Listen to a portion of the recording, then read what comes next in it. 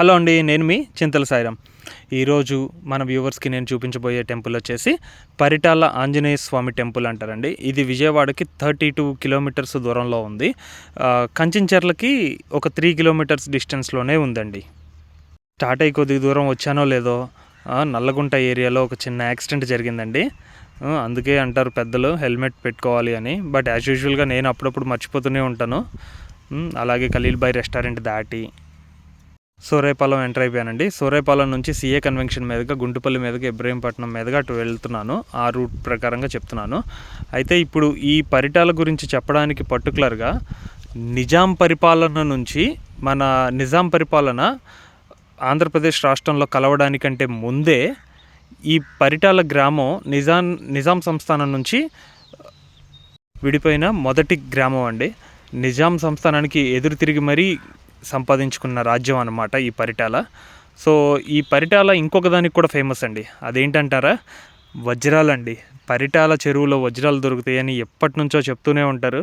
ఇదంతా చాలా ఫేమస్ అని చెప్తారు. ఇప్పుడు కృష్ణానదికి అటుపక్క కోళ్ళూరు గ్రామం ఉంటే ఇటుపక్క వచ్చేసి పరిటాల గ్రామం ఉంటుంది. ఈ 2 గ్రామాలు ప్రసిద్ధి ఏంటంటే వజ్రాల గనులు ఇక్కడే ఉంటాయి అని అంటారండి.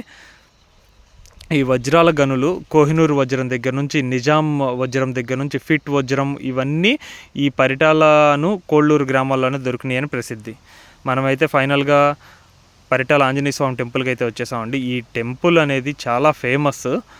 ఈ టెంపుల్లో ఉన్న స్వామివారి రూపం కింద ఉన్న టెంపుల్లో మరకత లింగంతో చేయబడిన ఆంజనేయ స్వామివారి విగ్రహం ఉంటుందండి. అది ఫొటోస్ తీయటానికి కానీ వీటికి ఎలిజిబిలిటీ లేదు. సో అందుకని నేను మీకు చెప్తున్నాను, పర్టికులర్గా వెళ్ళి చూడాలండి ఆ స్వామివారి రూపాన్ని. ఇంత చాలా బాగుంటుంది.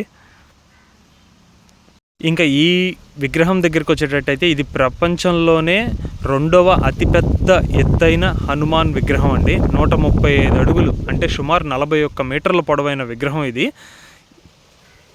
ఈ విగ్రహం వచ్చేసి 2003లో కట్టారండి. ఇది పరిపూర్ణానంద స్వామి వారు ప్రతిష్ఠ చేశారు.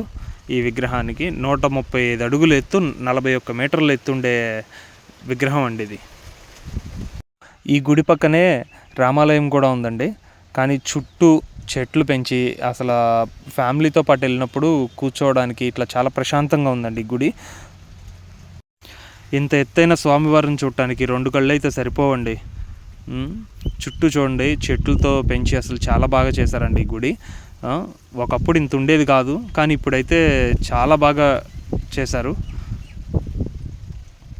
ఈ గుడి అందరూ దర్శించుకోవడానికి వీలుగా నేషనల్ హైవే 9 పక్కనే ఉంటుందండి పరిటాల గ్రామంలో.